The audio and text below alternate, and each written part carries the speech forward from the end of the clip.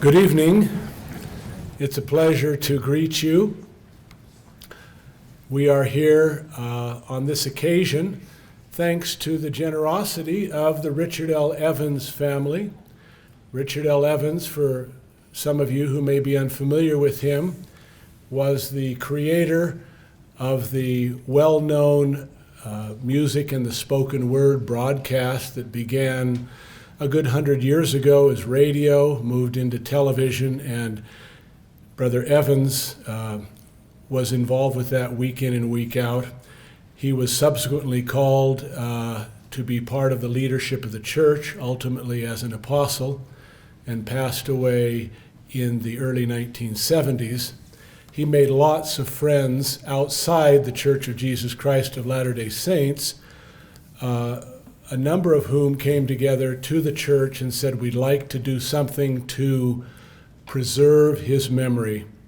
And so they raised the money for a professorship, a chair that would be able to put on events like this. So this is really courtesy of the Evans family, and we're grateful to have a member of the family here with us tonight. We're grateful to have you here. We have lots of our BYU administration, faculty, and students here. We have friends from Utah Valley University, from our local. We're especially delighted to have our guests from St. Francis Catholic Church, not far from the university, here to the north, and from the Utah Islamic Center up in the Sandy area. Pleasure to have you here. And we're especially delighted to welcome Dr. Thomas Albert, better known as Tal Howard, and his wife, Dr. Agnes Howard, and they'll be introduced shortly. At this point, we're going to have an opening prayer, and that will be offered by Janae Wright, who is a junior majoring in philosophy from Leander, Texas. Sounded like right now, I realize. After Janae, we'll have some welcoming remarks from the administration of the university. Dr. Justin Collings, who is the Associate Academic Vice President, will offer those welcoming remarks. Following that, Dr. Andrew Reed, who serves not only as a professor in the Department of Religious Education, but also as the director and leader of the Center for Religious Engagement. We'd like to recognize on that score the Interfaith Student Association. They were the ones who greeted you as you came in, passing out the programs. This is the 5th anniversary on this very night. 5 years ago, what was then the forerunner to the Interfaith Student Association was founded, and they've been our teammates and co-sponsors ever since, as has been the College of Religious Education. So with that, we will go forward as outlined, and once we get to that point, you'll be treated to the main event of the evening, a lecture by Dr. Tal Howard. Janae, please.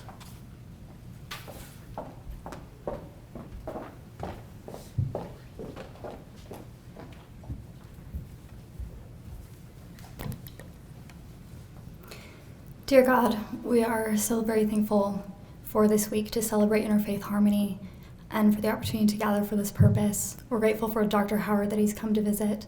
We're grateful for all the visitors we have gathered with us. We're grateful for the address that Dr. Howard has prepared to teach us about the history of interfaith dialogue and how to progress this work forward.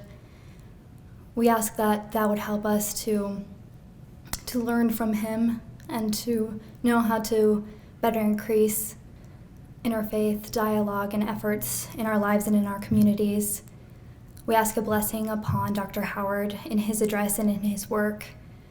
We ask that that would help us in our communities. Please help us to develop friendships across religious communities. Please help us to have greater understanding and peace across disagreement. Again, we're thankful for these opportunities and for these friendships, and we say these things in the name of Jesus Christ, amen.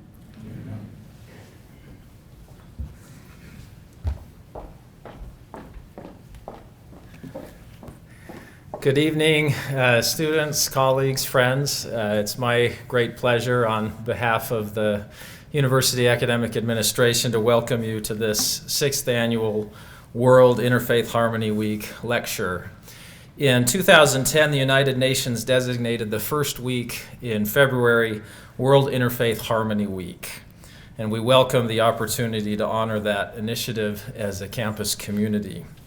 We're especially grateful to Dr. Grant Underwood, BYU's Richard L. Evans Chair of Religious Understanding, and to his team for preparing this evening's event.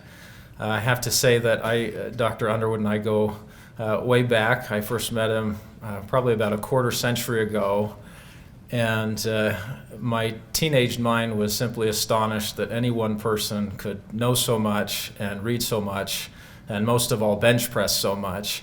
My admiration is undimmed with the years, and we're so grateful for the work that he's doing at the university to move this cause forward. We're also deeply grateful to have with us Dr. Tal Howard, Professor of Humanities and History at Valparaiso University, who will be tonight's speaker and will be introduced shortly.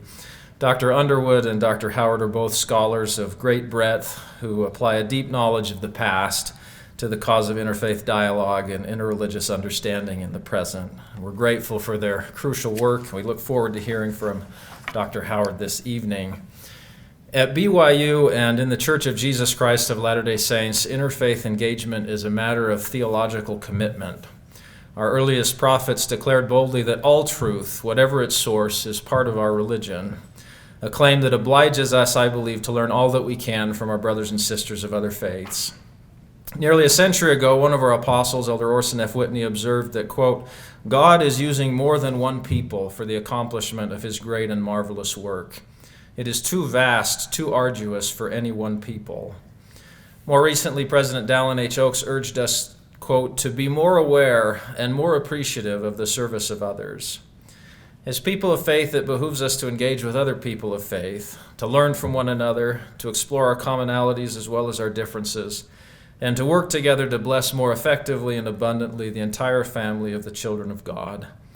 May tonight's lecture inspire each of us to contribute energetically to this critically important cause. Thank you.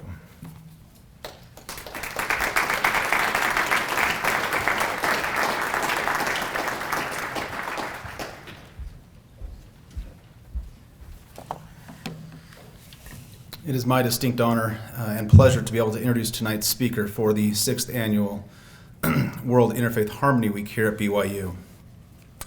Thomas Albert, or Tal as he's known, Howard, holds a PhD from the University of Virginia and is a professor of Humanities and History and the holder of the Phyllis and Richard Duesenberg Chair in Christian Ethics at Valparaiso University, where he's affiliated with Christ College. He also serves as a senior fellow for the Lilly Fellows Program in Humanities and the Arts. And prior to his current appointment, he taught at Gordon College, where he founded and directed the Jerusalem and Athens Forum Honors Program and led the Center for Faith and Inquiry. He's an accomplished scholar. He's the author and editor of many books, including the one that is the foundation for tonight's lecture, The Faiths of Others, A History of Interreligious Dialogue, from Yale University Press in 2021. Also, The Pope and the Professor, Pius IX, Ignaz von Dollinger, and the Quandary of the Modern Age, from Oxford in 2017. Remembering the Reformation, an Inquiry into the Meanings of Protestantism, also from Oxford in 2016, and Protestant Theology in the Making of the Modern German University in 2006. In addition to his books, his writings have appeared in many journals and other venues, including the Journal of the History of Ideas, History of the Universities, the Journal of Church and State, and the Journal of the American Academy of Religion, as well as other notable places, including one of my favorites, the Hedgehog Review, which I recommend to all of you. His writings have been translated into many languages, including German, Italian, and Spanish.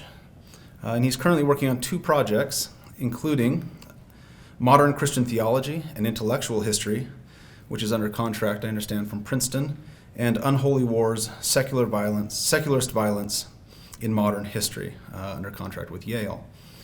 I've also learned, on a more personal note, in conversations over the past 2 days with Dr. Howard and his wife, Agnes, who is in her own right a very distinguished scholar of the early American Republic,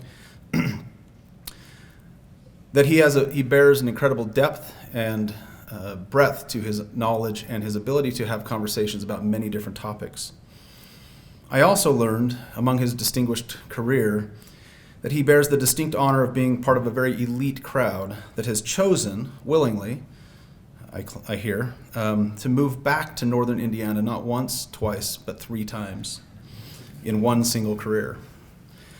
So tonight, students, faculty, and administration, we are truly in for a wonderful, wonderful evening, and we look forward to learning from Dr. Howard about the history of interreligious dialogue. Please join me in welcoming Dr. Howard.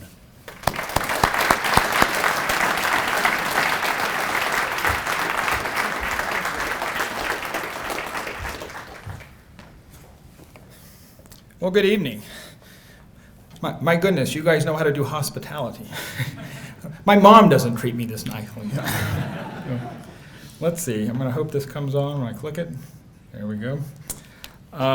No, it's an honor and pleasure to be here. I mean, what a beautiful place you have. I mean, obviously, we wound up in Indiana several times, and we like our friends there, but we do look at a lot of flat cornfields and soybean fields. So, don't take for granted the natural beauty that you have surrounding you. It's wonderful. And thank you, Andy, for the generous introduction, and thank you for Grant and Sherry Underwood for their just delightful hospitality. You know, immediately you have new friends when you arrive, and they're hosting you. And also thanks for the Evans Chair and all the important work that it's done over the years. Can you all hear me in the back there? You hear me pretty well? You're good? All right, very good. Well, let's get down to business. It was an achingly beautiful morning. Not a cloud in the sky. A day so ripe with promise and possibility that you could almost feel it. A little after 8 a.m., I was working in my office where I then taught at Gordon College, north of Boston, when my mother called. She told me that I should turn on the news because something was happening in New York City at the World Trade Center. I started to do so on my office computer as I heard colleagues started coming out of their office nervously chatting with one another. Later, someone set up a television set at the entrance to our office building to watch events unfold. I heard the second plane crash into the World Trade Center in real time while listening to the radio. I called my wife Agnes, who's here tonight, and fumblingly tried to explain what was going on. Later that afternoon, as the dark enormity of the day's events came into focus, we took our toddler to a lake near our home. And I can't remember exactly what we talked about, but I do remember repeatedly noting the unsettling contrast between the beauty of the day and the stomach-turning, history-changing events that had taken place. Major historical events affect our lives in ways that we sometimes only understand in retrospect, when the owl of Minerva takes flight, as the philosopher Hegel put it. In the years after 9/11, I found myself directing an honors program that was mentioned, which explicitly sought to make connections between the world of intellect and the world of faith, the world of Athens and Jerusalem, to quote the church father Tertullian. Connected with this honors program was a lecture series entitled Faith Seeking Understanding. Now, not surprisingly, the predominant Protestant evangelical students at my college had questions tied to 9/11.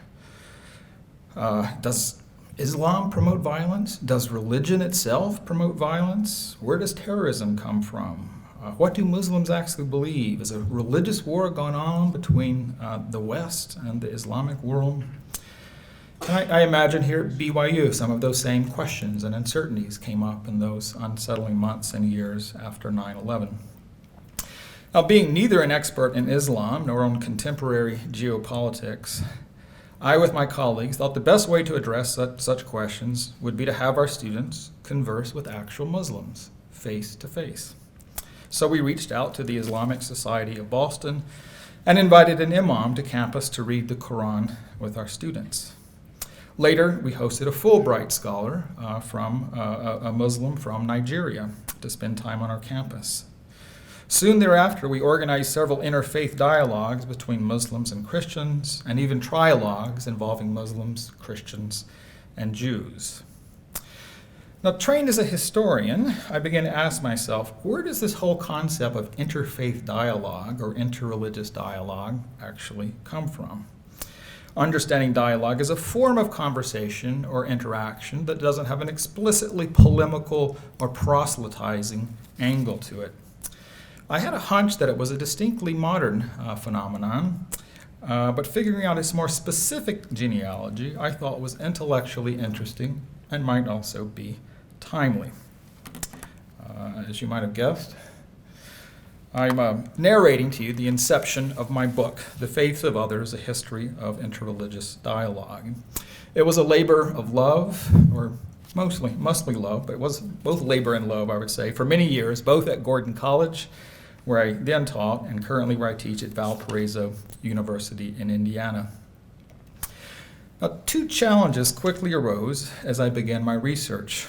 A simple web search then, and even more so now, will dredge up literally thousands of interfaith centers, institutes, councils, projects, initiatives, forums, groups, and alliances.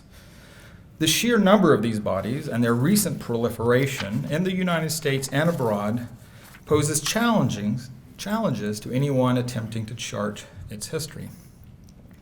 And secondly, the vast majority of the literature on interfaith dialogue is written by theologians or religious practitioners, not historians. As I say in the book, it's a topic heavily theologized from many different angles, but scantily historicized, put into historical perspective. But of course, challenges present opportunities, and so I persisted in my work, led by two questions. First, rarely in history is something entirely new. Often it has antecedents, or what I call in the book, harbingers, that at least distantly anticipate the more recent phenomenon of interfaith dialogue. And secondly, I ask, in the vast welter of interfaith dialogues and initiatives and events in the 20th century, is it possible to isolate and narrate several key turning points? Now, in the remainder of my time tonight, permit me to say a little more about the book's contents, and then raise with you some of the more insightful criticisms made about interfaith dialogue, before then looking at some of the more promising, hopeful initiatives in the contemporary scene, and before finally alighting on the question of what exactly might historical knowledge and analysis add to this important topic. Now, in my book, my point of entry was the pre-modern world, discussing several harbingers, as I mentioned, of interreligious dialogue, although before anyone would actually call it that. I drew examples from the Mediterranean basin, the Islamic world, and the medieval West, noting in particularly the irenic efforts of St. Francis of Assisi. Great, we have some friends from the St. Francis Church here. And the case of the fascinating 15th century cardinal and scholar Nicholas of Cusa. During the mayhem of the Fifth Crusade, Francis sought out conversation of the Fatimid Egyptian Sultan al-Malik al-Kamil. And in the wake of the sacking of Constantinople, known as Istanbul today, by the Ottoman Empire in 1453, Nicholas of Cusa penned a work on the Peace of Faith. So it's not an actual dialogue, but he envisioned a world in which maybe there didn't need to be religious conflict, but there could be a conversation between the different representations of ethnicities and religions to sort out their conflict peacefully. That's why he titled the book On the Peace of Faith. I have some images for you tonight. This is a fresco by Giotto, narrating the encounter of St. Francis and the Sultan that took place during the Fifth Crusade, 1219. If you've ever been to Assisi, there's the upper basilica and the lower basilica. This is in the upper basilica. And actually, when you go in the crypt, you can still find some gifts that St. Francis and the Sultan exchanged with one another in in the 1200s. And I trust he's a relatively common name, St. Francis. There we go. Nicholas of Cusa, I imagine less so, but he's a fascinating individual as well in writing this imaginary dialogue that took place after the world historical event of the sacking of Constantinople by the Ottoman Empire. In addition to that book, I especially like this notion he has in Latin is docta ignoranta, which usually is translated as learned ignorance. And he says the truly learned person, the more learned you become, the more aware you should become of what you don't know as you sort of expand the perimeter of your own knowledge. And I've always thought that's just a nice recipe for intellectual humility and sort of a help in thinking about interfaith dialogue. Turning from the west to the east, I profile the captivating case of the 16th century Islamic Mughal Empire in India, during which the Emperor Akbar, late 1500s, early 1600s, organized and presided over conversations among representatives of the Indian subcontinent's vast patchwork of faith traditions. In his imperial city of Fatehpur Sikri, which is south of Delhi, Akbar built the Ibadat Khana, usually translated as the house of worship. And one of the clearest anticipations, as you can see from this miniature, of the modern phenomenon of interfaith dialogue, Akbar, in the evenings before Friday prayers, regularly gathered religious leaders from his various domains to discuss and compare his views. Muslims of different outlooks were his first interlocutors, but soon he included Hindus, Buddhists, Jains, Parsis, and Jews, and Catholic Jesuit missionaries came too from their mission outpost in Goa, and they left really some extensive records of their conversations with Emperor Akbar. And you can see him seated in the middle, but if you look 2 people down, you will see the 2 Jesuit missionaries who are participating in this sort of an interfaith roundtable, you might say. There's ongoing debates about Akbar. Some say he did this very politically, since he was the emperor and he had a political interest in tamping down religious conflict in what is today northern India and Pakistan. But at the same time, he was very influenced by a type of Sufi mystical spirituality that was looking for truth, from all people. And I argue maybe it's a little bit of both, but certainly it's an important precedent of interfaith dialogue today. So canvassing the pre-modern world for harbingers, I argue, helps us to see that while contemporary interfaith dialogue is in some respects a novelty, it's not altogether new. Familiarity with this past helps us better appraise and contextualize its contemporary historical significance. After Akbar's death, in East and West, surprisingly scant evidence exists of major formal multilateral dialogues until the modern era, even if in the West, the European Enlightenment, at least those dimensions of it that promoted religious tolerance and not anti-clericalism, played an undeniable role in creating intellectual conditions conducive for dialogue. But if I may jump to the 20th century, there we go. All roads lead to Chicago, an hour away from where we live. Particularly, and some of you I trust might have heard of this, the Chicago World Parliaments of Religion, which convened in the new American metropolis in conjunction with the Great Columbian Exposition or World's Fair that took place in 1893. If any single event helped launch the modern interfaith movement, it was this. And it also encouraged what were then the relatively new fields of comparative religion or the history of religion. The brainchild of the Chicago lawyer and Charles Carroll Bonney and the Presbyterian minister John Henry Barrows, the Parliament lasted for a riveting 17 days as scholars and practitioners from the world over, albeit most of them were Christians and most of them were even Protestants, but nonetheless there was considerable religious diversity there. Notably, the Parliament introduced many Americans to Eastern religious thought for the first time, especially through the presentations and subsequent lecture tours of Swami I did something bad there. There we go. Swami Vivekananda, a Hindu holy man and one of the most colorful and eloquent figures at the Parliament. He was educated in British school, so he spoke immaculate English. Speaking of this Parliament, such a gathering of representatives of the principal religions of the world, as the great scholar of comparative religion, Friedrich Max Müller, put it, has never before taken place. It is unique. It is unprecedented. Nay, we may truly add, it could hardly have been conceived before our time. Praised by many, the Parliament nonetheless met strong opposition and even condemnation by prominent evangelical leaders in America, the Archbishop of Canterbury, and the Ottoman Sultan, each worrying in their own way that such a mingling of faiths would result in confused syncretism or relativism. Noteworthily, especially for this audience, the still relatively young Mormon Church did not receive an invitation to the Parliament, making clear what sometimes seems like an ironclad law in interfaith dialogue: the closer the faith to one's own beliefs, the more difficult the dialogue. So sometimes for the liberal Protestants who organized that was an issue for them.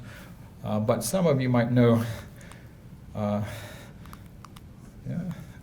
takes a few clicks there. I'm sorry. Here we go.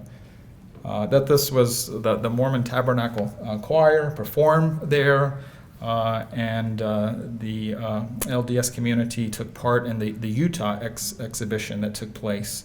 And that I've only dipped into this book, but I thought this would be an interesting book that sort of narrates this sort of pivotal moment and a complex moment, given the Parliament of Religion going back for the history of Latter-day Saints. So, inspired by the Chicago Parliament, another event I narrate was the London Conference of Living Religions within the Empire that took place in 1924. It's less known, but I hope through my writing it's put this Parliament on the map a little bit. At once a spectacle of British imperial grandeur and an exhibition of Orientalist understanding, but also a genuine effort to build cultural bridges, this less remembered conference, taking place under the aegis of the British Imperial Exhibition of 1924, brought scholars, imams, pandits, priests, and other what were called the holy men of the empire to London from 22 September to the 3rd of October of that year. The keynote speaker was the larger-than-life explorer, Sir Francis Younghusband, who was president of the Royal Geographical Society, and an early influential enthusiast for interfaith gatherings. Among the conference goals, according to one of its chief architects, William Loftus-Hare, was, quote, to show men in the most impressive way what and how many important truths the various religions held and teach in common, and to inquire what each religion has afforded or may afford to the other religions of the world. And through various twists and turns, this conference paved the way for the establishment in Britain of the World Congress of Faiths in 1936, which is among, if not the oldest continually existing organization in the world devoted to interreligious dialogue. And I get the next. So this is just the sort of the proceedings of that conference, and it really was the keynote speaker was this gentleman who was just a fascinating figure. He was highly decorated. He participated in this controversial British invasion of Tibet in 1903, but afterwards he just had this religious epiphany, and he wanted to work to make the religions of the world come together for peaceful purposes. And he was the driving force behind the several subsequent conferences that led to the World Congress of Faiths. And if you know the history of this period, you know the League of Nations, which is the predecessor to the United Nations. His idea was to kind of create some kind of religious body like the League of Nations that would bring religious leaders together. It never really became quite that grand, but it was an interesting step in that direction. As instances of interreligious dialogue began to multiply in the 20th century, especially among Protestants and Reformed Jews, the Catholic Church largely stood on the sidelines. Pope Leo XIII in the late 19th century disparaged interreligious events, quote, as promiscuous religious gatherings. In the encyclical Mortalium Animos, Pope Pius XI even warned against dialogue against other branches of Christianity. But this changed abruptly and consequentially with the Second Vatican Council, which met between 1962 and 1965, perhaps the biggest, or at least one of the biggest, religious events of the 20th century.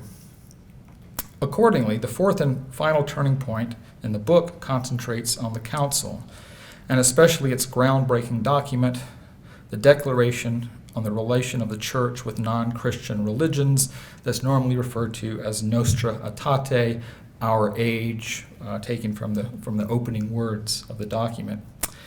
It urges Catholics, quote, to enter with prudence and charity into discussion with members of other religions, or if I can give a fuller quote, that the Catholic Church rejects nothing that is true and holy in these religions. She regards with sincere reverence those ways of conduct and of life, those precepts and teaching, which, though differing in many respects from the one she holds and sets forth, nonetheless often reflect a ray of that truth which enlightens all men. Now, the document only spoke of Islam, Judaism, Buddhism, and Hinduism, and it began as actually a Jewish statement on Jewish Catholic relations after the Holocaust, but through various twists and turns of the Council, it became a much more expansive statement and is usually referred to as sort of just an important document in thinking about Catholic interfaith dialogue. Among other results, Nostra Aetate, here's the Latin cover, helped make possible the historic interfaith promoting papacy of Pope John Paul II, which many in this room have memories of, and his convening of religious leaders from around the world for a day of solidarity and prayer in Assisi, Italy in 1986. Come on. There we go. An unprecedented event for the Catholic Church, and one that's received a diverse range of reactions, both from within and without the Church. In the wake of this event, Catholic interfaith projects and institutions have multiplied and stimulated other among non-Catholics as well. And Pope Francis, Pope Benedict beforehand, but Pope Francis today has continued this tradition and speaks often of the spirit of Assisi. And here's just a picture of Pope Francis meeting in the United Arab Emirates a couple of years, or 4 years ago now. John Paul II, he's a fascinating individual. Some would see him as a more conservative pope, and interfaith dialogue is sometimes seen as kind of a liberal thing, but he was committed to them both. He was committed to the Church's teaching, Catholic Church's teaching, but he took over 104 trips, 700,000 miles, speaking to people, all different religious backgrounds. So he's really an important figure in the book and the larger story of interfaith dialogue. So anyway, what I've given you there is a little dip into the background, the harbingers, and some of the turning points. Chicago in 1893, London in 1924, and Rome in the 1960s with the production of Vatican II's Nostra Aetate. Since Vatican II, and especially more recently, and even especially after 9/11, interfaith organizations have mushroomed. A tiny sample list would include the Religions for Peace, 1970, the Interfaith Network of the United Kingdom, 1987, the North American Interfaith Network, 1988, the Global Ethic Foundation, 1995, the United Religions Initiative, the Malaysian Interfaith Network, and I have a few here, but you get the picture. Many of these have been founded. And of course, we're here marking Interfaith Harmony Week, which 2010 was recognized by the United Nations. The American Academy of Religion recognized a new interreligious and interfaith studies unit in 2014. Philanthropies have gotten into the act. Countless books and articles have appeared on the subject. In short, as I argue in the book, as ethnic and religiously motivated violence still assail us from the daily news, we live in a booming heyday of interreligious dialogue. And from a historical perspective, this is that rare thing, a novum, a new thing under the sun. For those involved in dialogue, it has become an umbrella term signifying a wide range of peaceful exchanges, gathering, and collaborations involving two or more religious traditions. Different faith traditions ought to get along and make the world a better place. At a general level, one is hard-pressed to disagree with such a goal. And indeed, as I argue in the book, one finds much commendable about the interfaith scene today. Even so, the phenomenon is marked by highly scattered development and diffusive energies. Achingly idealistic and well-intentioned in its aims, it is also a movement facing challenges and criticisms. But since movements best advance not by uncritical praise, by constructive criticism, permit me to itemize some of these criticisms before indicating what, in my judgment, are several of the most compelling and promising developments of the recent interfaith dialogue scene. Together, they suggest that the jury is still out on the shape and future of the movement, and that although there is reason for concern, there's also much reason for hope. I should say, probably as a caveat, though, it's such a sort of large, polycentric, amorphous phenomenon that generalizing about it, sometimes can be difficult. It's what might be true of one geographical religion might not be true of another. What might be true in one religious tradition might not be in trouble. But I always tell my students, don't generalize, but I have a PhD, so I can generalize. So I'll give you a few generalized. Despite the increasingly global scope, the interfaith movement sometimes problematically bears witness to its Western origins. Much interfaith activity has rested on a view of understanding religion as a genus with various ism species in the world, and as a cultural variable readily distinguishable from other cultural variables, whether they're social, ethnic, linguistic, or political. This is roughly what has been called the world's religion approach, a category conceptualizing religion that really only came into its own in the 19th century. But regarding, say, Confucianism or Hinduism, terms that were invented by Western scholars as discrete, easily definable religions apart from other social domains, begs enormous questions about the categorization and transferability of Western discourse about religion into non-Western domains.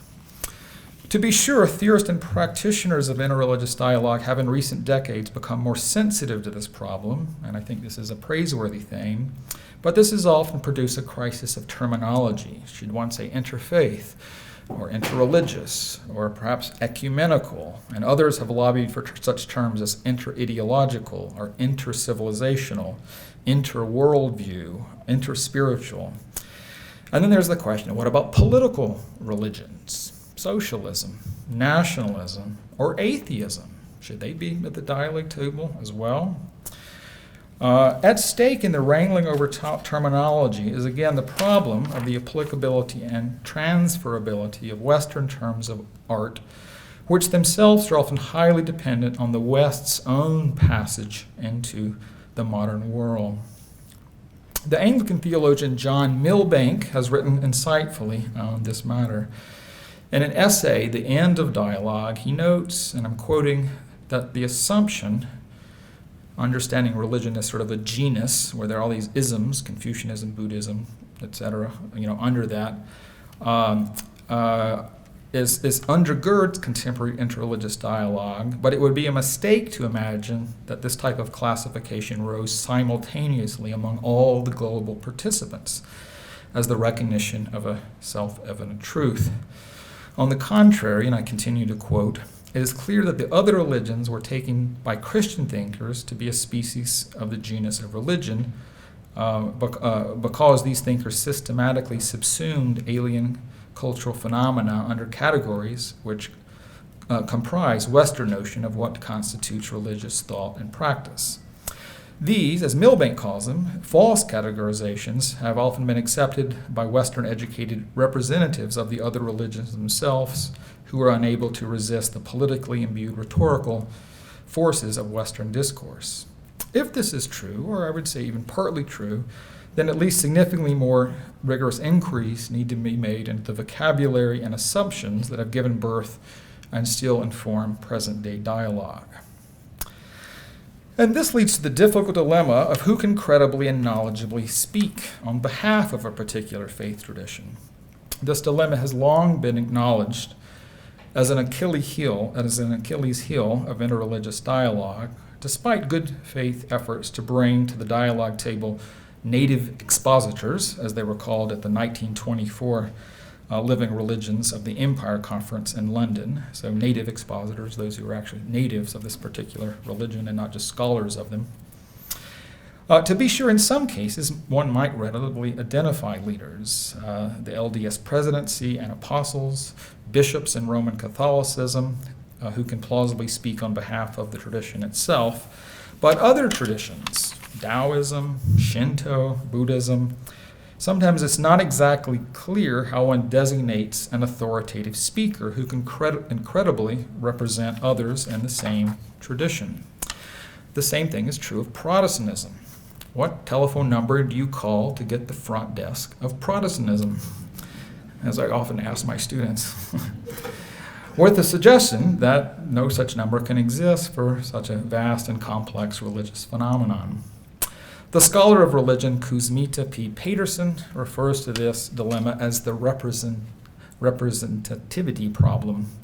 Most faiths, she argues, are polycentric rather than centralized, and it is no simple matter to determine how and when a representative may be officially mandated by his or her community to take part in interfaith activity on behalf of that institution or community.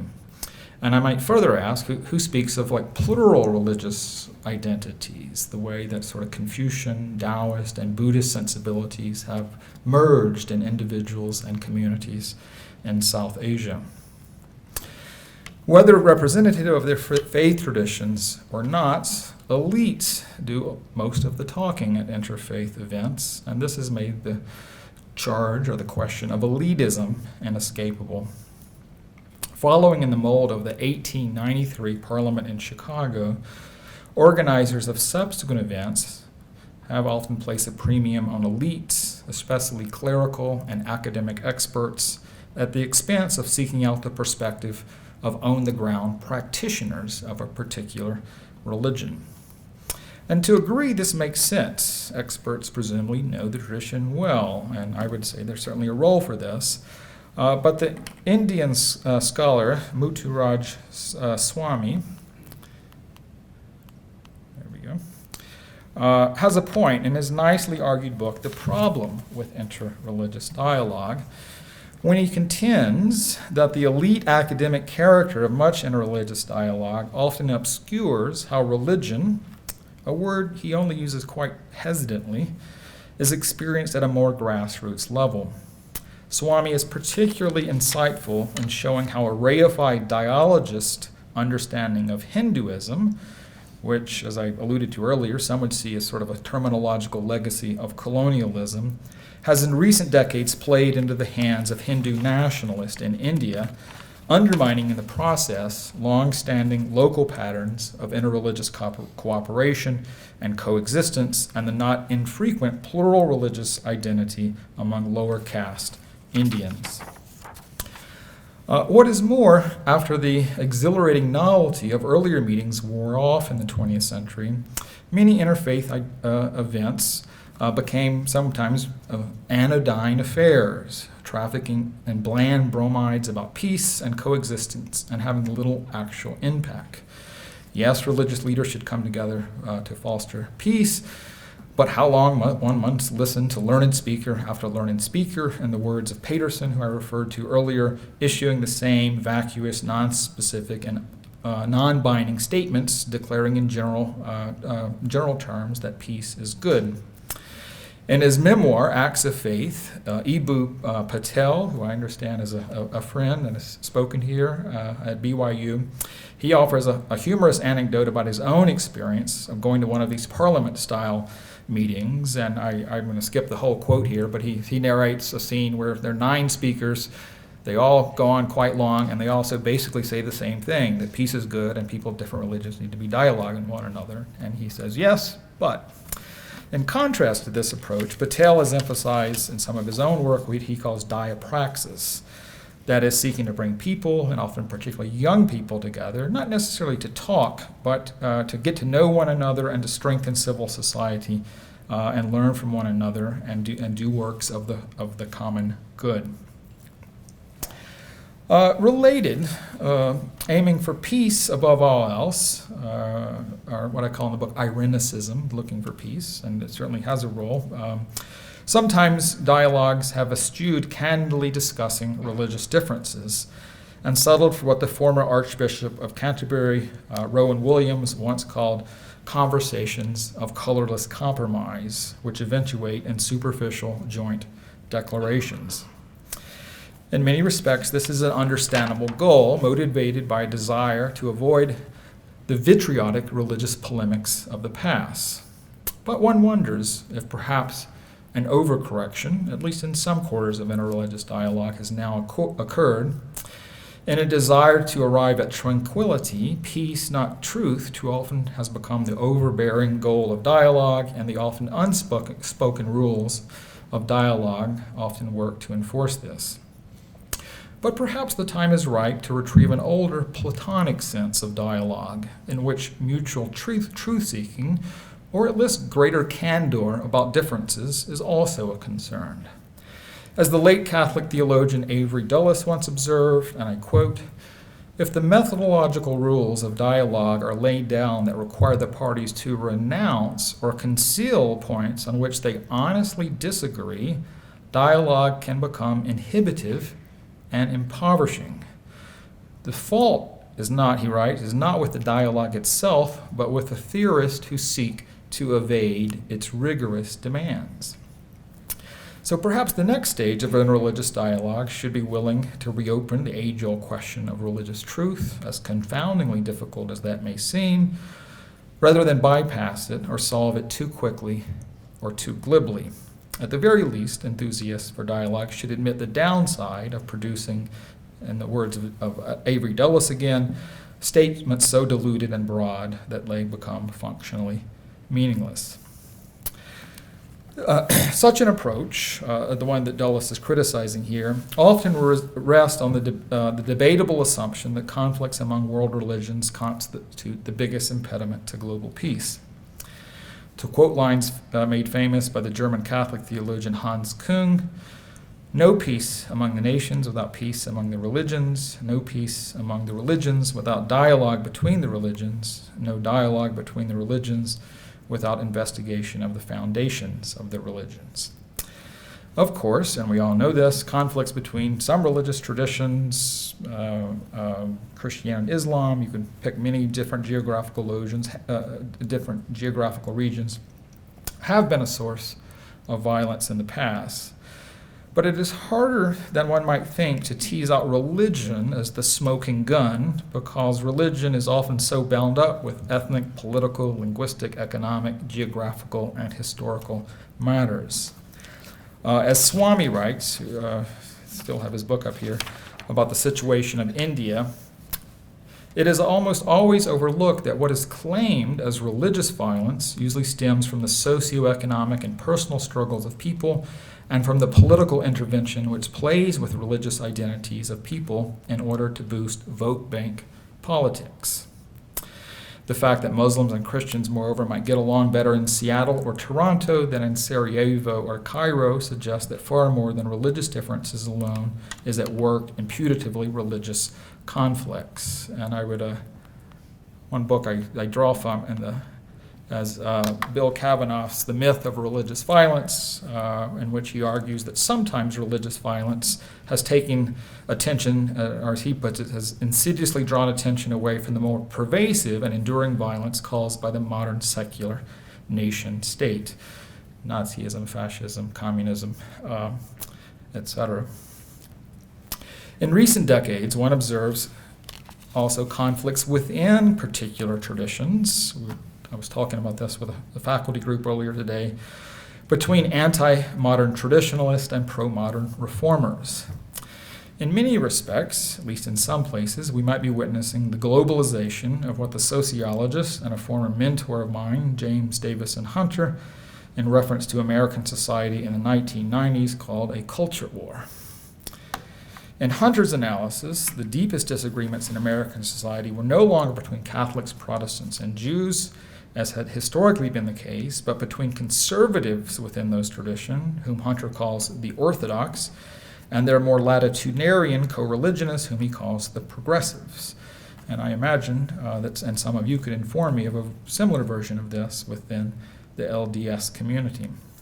In other words, the key fault lines have less to do with religious divisions per se than they do with social and political ones interposed into a religious idiom.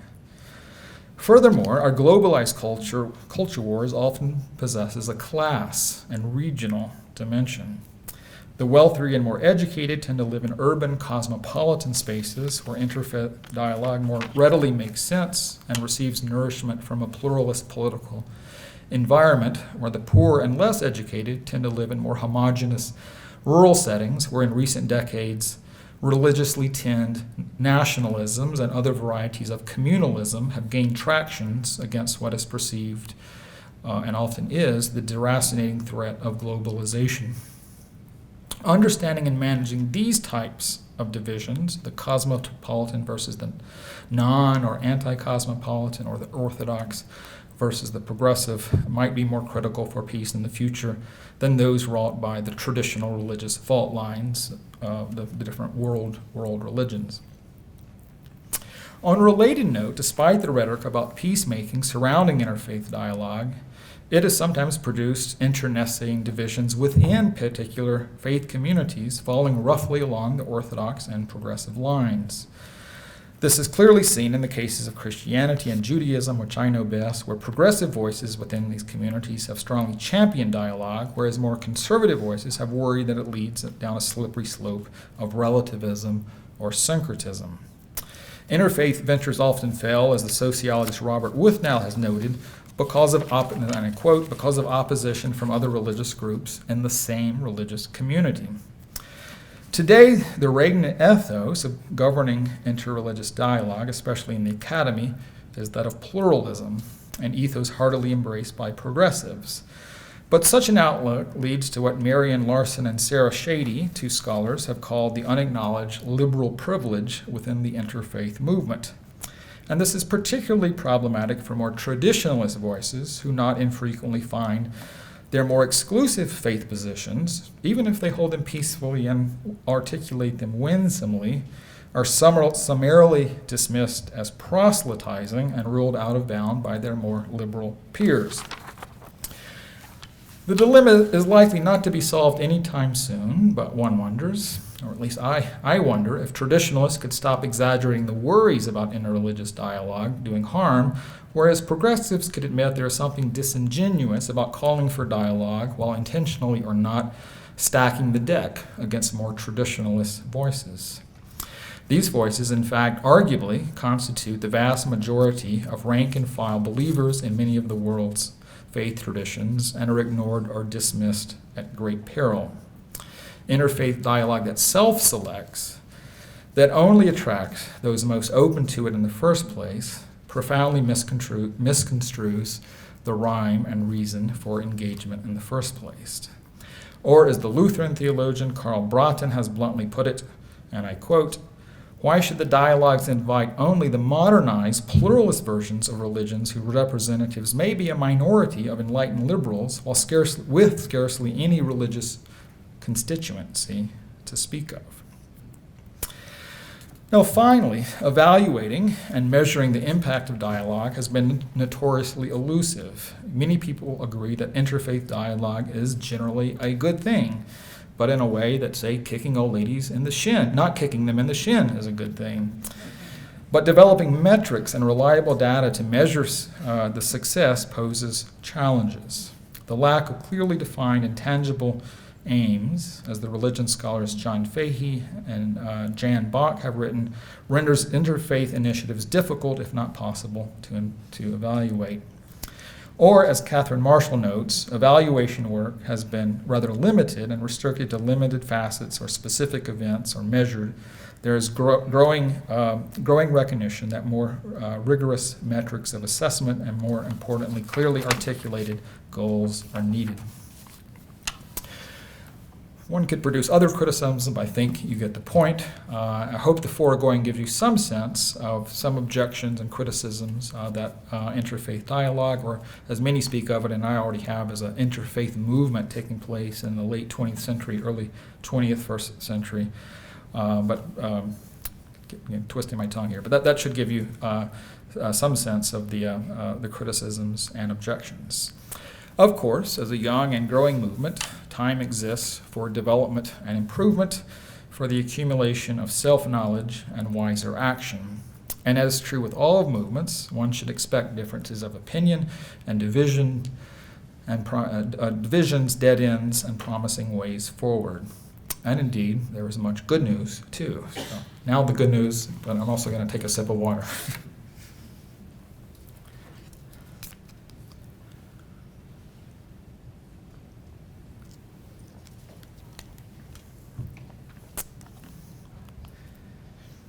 Take, for example, the work of the Jewish theologian Peter Ox, who teaches at the University of Virginia, where both my wife and I met and did our graduate work. Tired of parliament-style approaches to dialogue in vogue for much of the 20th century, which regularly saw its mission as issuing high-minded statements about peace while privileging this Western taxonomy of great world religions, Ox launched the Scriptural Reasoning Project. And in deliberately small groups, it seeks to bring especially Jews, Christians, and Muslims together to read and discuss one another's holy text and to provide commentary to one another. And I love one of the stated goals of the Scriptural Reasoning Project. He said Peter Ox and his allies, say that sometimes we just speak past one another, but the goal of sometimes a good dialogue is to produce better quality disagreement. And that's a very nice phrase, I think, just if we to figure out what the real differences are and what are just stereotypes or ignorance or misconceptions. Better quality disagreement. Today, this approach has its own society and its own journal, the Journal of Scriptural Reasoning, and has been taken up by many other theologians. I believe I mentioned that Peter Ox is a Jewish theologian. The work of getting ahead of myself. Oh, what happened there? Well, stay tuned. I think it was not registering, and suddenly I pressed it several times. Okay. Well, I'm not gonna risk going back, so we're gonna start there. But David Ford, he's an Anglican theologian at Cambridge, and he's written quite a bit on this as well. I actually participated in one of these small groups in Cairo with Muslims and Christians. There were no Jews involved in that, but I found it very effective and moving to kind of read with one another in small groups and talk about the text. The often contextless world religions model has also sometimes been eschewed by other organizations as well in an effort to pay greater attention to the geographical and particularities in which dialogue has taken place. Several years ago, I traveled to the Balkans, to the Sarajevo, where there's an interreligious council of Bosnia and Herzegovina. And they don't really focus on some of the big theological issues, but they're especially motivated to help young people make sense of the ethnic and religious wars of the 1990s that took place in, especially in Bosnia. One especially moving thing that I remember of talking to people involved in that interfaith center was sometimes when they were, say, an act of vandalism in a mosque or something, they have various people in their database, and they would dispatch a Catholic priest to go be with that community and pray for them, right after something had happened to them. So I thought this was a very moving example of interfaith dialogue in a very specific geographical region. The power of art and music is increasingly recognized, their ability to create understanding across religious traditions. Ruth Ullman's book here, Art and Belief, Artists Engaged in Interreligious Dialogue, explores many contemporary instances of art being employed to foster interfaith encounters and conversations. An annual festival of sacred music was begun in Fez, Morocco in 1994. Like many things, it was discontinued during COVID, but I hope it's still going. But art, writes the artist and interfaith dialogue participant Mary Anderson, offers to interreligious dialogue a generous template for recognizing truth in the religious other, in the other religion that is born of humble kenosis, of self-disclosure, of self-giving through art expression. In recent decades, religious traditions and community, including American evangelicals and the Church of Latter-day Saints, who historically have been skeptical of one another and on the margins of interfaith dialogue, have become active even in conversing with one another. And tonight, I think, is an example of that. I mentioned, that the Latter-day Saints were not invited to the world's parliament. Probably the leading evangelical revivalist, Dwight Moody, he castigated the parliament as an act of national apostasy. But things have changed. Beginning in early 2000s, and many of you in this room know this much better than I do, right here at Brigham Young University, especially with the leadership of Robert Millett and the president of Fuller Theological Seminary and Evangelical School in California. This very important dialogue, which Grant Underwood was part of as well, took place. And I've recently been enjoying dipping into the book that was produced and entitled Talking Doctrine, Evangelicals and Mormons in Conversation with One Another. And even before that, there's Bosnia. Let's see. Many of you in the room are probably familiar with this book as well by Craig Blomberg and Stephen Robinson, How Wide the Divide, a Mormon and Evangelical in Conversation. No one has compromised or diluted his or her theological convictions, writes Robert Millett about these meetings, and I continue to quote, but everyone has sought to demonstrate the kind of civility that ought to characterize a mature exchange of ideas among a body of believers that have discarded their defensiveness. In many respects, these meetings seem to be examples of the scriptural the same goals of the scriptural reasoning project as well. And actually, I just put this slide. When I was getting the slide for the other book, this just came out in the last couple of years, so I thought it might be of interest to you. So I put it here, but I have not looked at it myself. The importance of involving young people has become more widely recognized. Chicago's Interfaith Youth Corps, now rebranded as Interfaith America, founded in 2002, has been a pioneer in inspiring young people with interfaith's ability to nurture civil society and healthy pluralism. Interfaith cooperation does not depend upon shared political and theological and spiritual perspectives. Its founder, Eboo Patel, who I've already mentioned, insists people who engage in interfaith cooperation may disagree on such matters. The goal of interfaith leadership, and I know I was able to visit a class today on interfaith leadership, is, continue to quote Patel, is to find ways to bring people together, to build relationships, learn about each other, and participate in common action despite such differences. Also a critic of parliament-style dialogue, Patel desires that members of various faith communities work to increase social capital and sustain the virtues necessary for self-government. And recently, it was found, yep, there we go.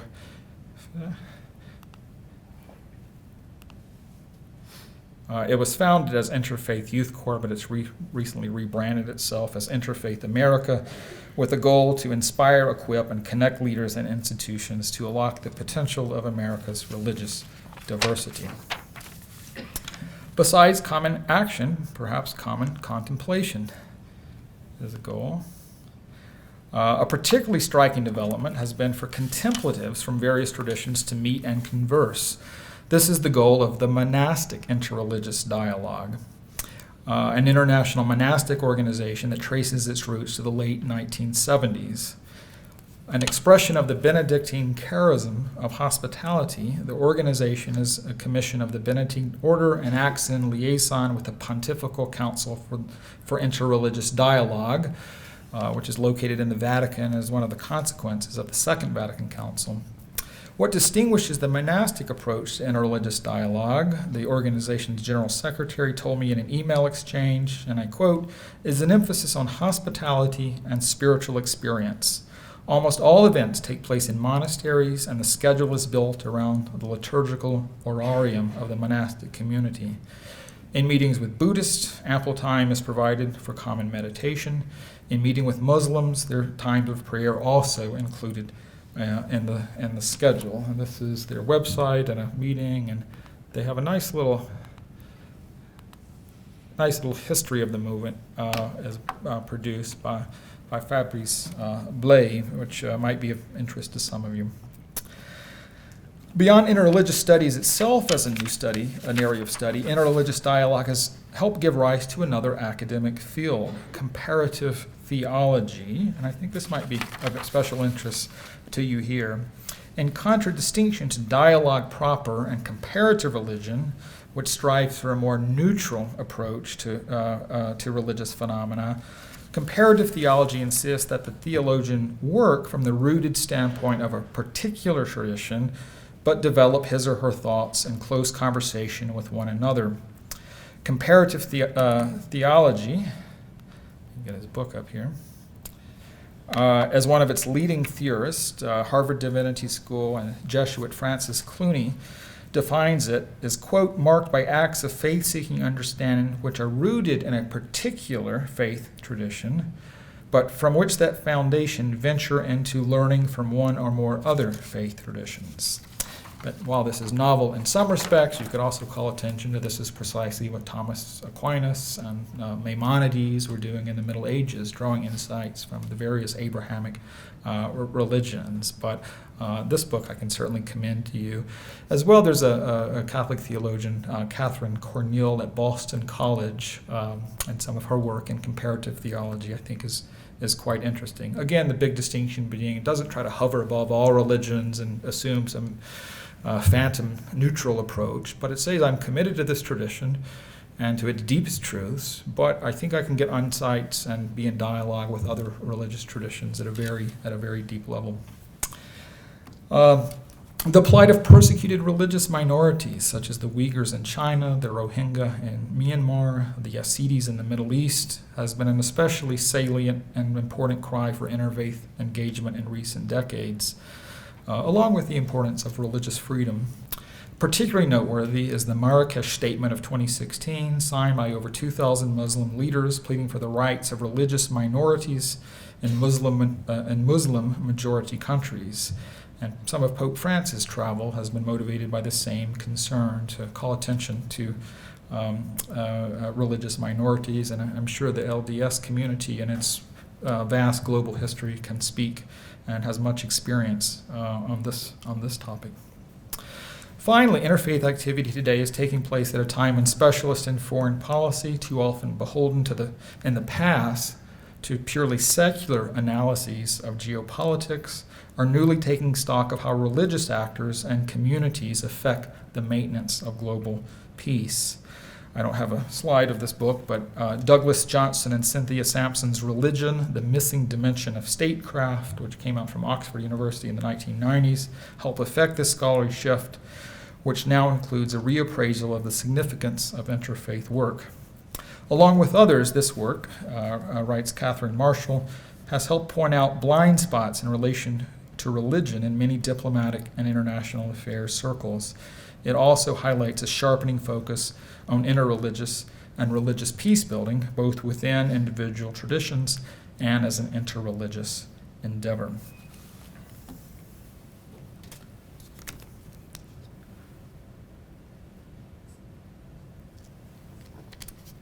All right, I'm going to reward your patience with a conclusion. Permit me to return the question I alluded to earlier, and one I've often asked myself while working on this project. What finally might the voice of a historian and historical knowledge add to the understanding and the task of interfaith dialogue? In medieval and Renaissance art, the virtue of prudence or wisdom was often depicted with three eyes, representing the past, the present, and the future. This was meant to suggest that the well-ordered individual or society must understand the past to promote the well-being of the present and future. As a lovely medieval proverb puts it, from past experience, the present acts prudently, lest future action be vitiated. I'll read that once more, I like it so much. From past experience, the present acts prudently, lest future action be vitiated.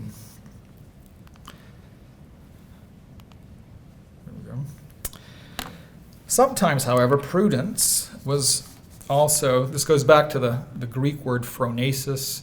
It's one of the cardinal virtues, sometimes characterized as practical wisdom.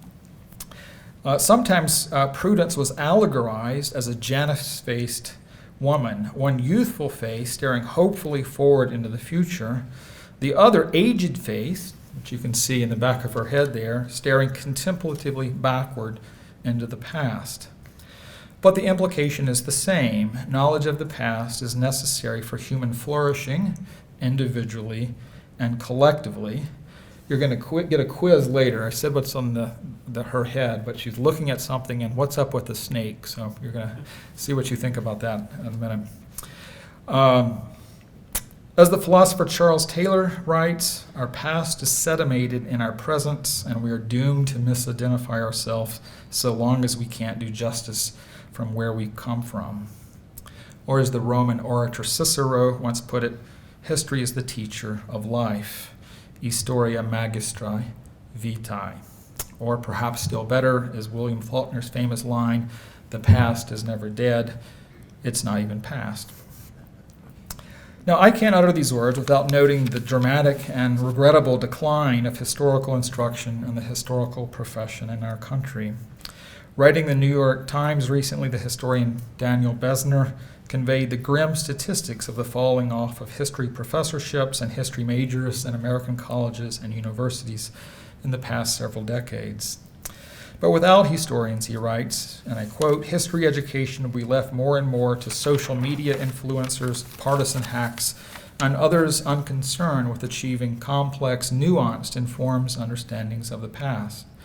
And I might add here, to his list, unscrupulous religious actors mining the past for very particular ideological reasons.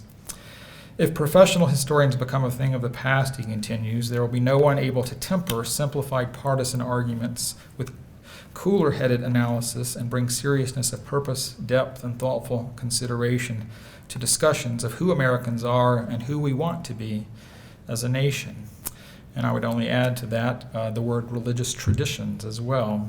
And in join us all tonight, whether Protestant or Catholic, Latter-day Saint or Jew or what have you, to take historical inquiry seriously and seek it out, lest we think and act imprudently and impair the future, our shared future. In this book and here tonight, I hope I've provided a retrospective and historically informed contemporary gaze into a topic of first-order concern and interest, interaction and communication among the world's religious traditions. My aim has been neither simple antiquarianism nor an attempt to know the past merely for the sake of knowing the past. Instead, it's meant to encourage both historical and moral inquiry, motivated by a desire to understand historical others themselves and the act of attempting to understand religious others in their full complexity, in their strivings and defeats, insights and incomprehensions, high-mindedness and meanness, joys and sorrows. And what of the future of interfaith dialogue? Lacking powers of clairvoyance, one is hard-pressed to know, although it seems safe to say that the future will not be wholly secular, as various prophets of modernity once predicted. Religious communities still have a vital role to play. As the British rabbi, his book, book up. There we go. The late British rabbi Jonathan Sacks wrote, quote, "Great responsibility, in fact, now lies with the world's religious communities. Against expectations, they have emerged in the 21st century as key forces in a global age. Insofar as interfaith dialogue can rise to the occasion to address common challenges and surmount criticisms, insofar as it can learn from the past and approach the future with humility, candor, and discernment, insofar as it can continue to bring different religious communities together for worthy causes and even friendship, it too can be a force for good, helping all religious communities shoulder this weighty responsibility." Thank you very much.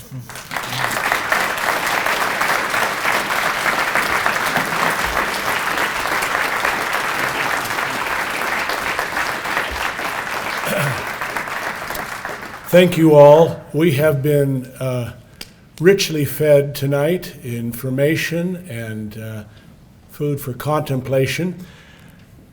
This seems like a perfect occasion to say this is a great time to conclude and consider that we have much to think about.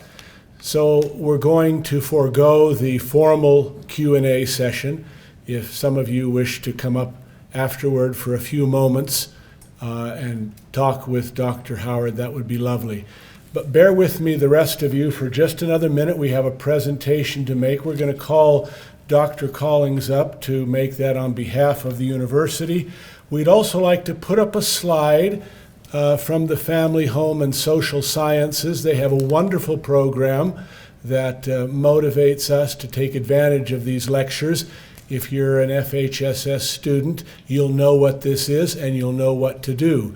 The rest can noodle on what's going on there. Now, though, for a presentation by Dr. Collings on behalf of the university to Dr. Howard.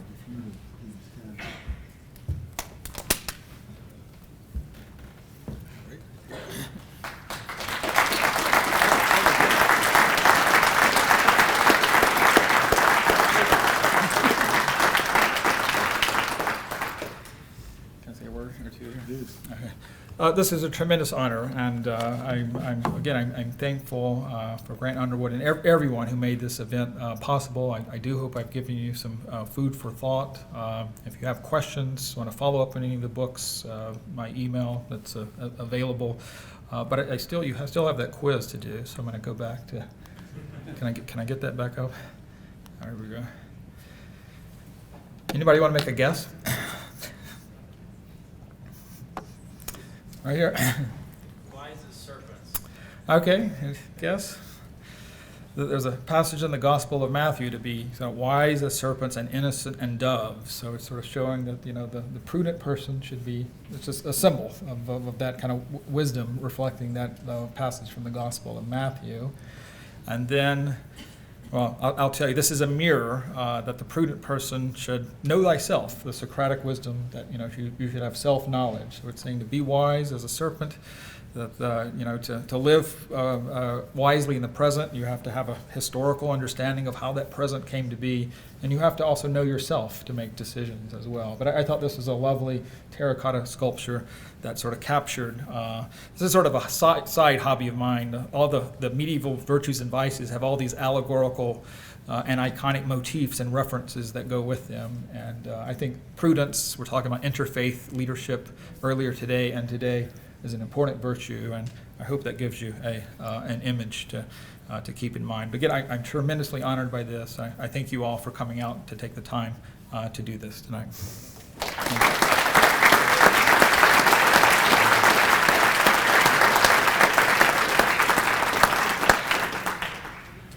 And thank you for joining us, and good evening to you.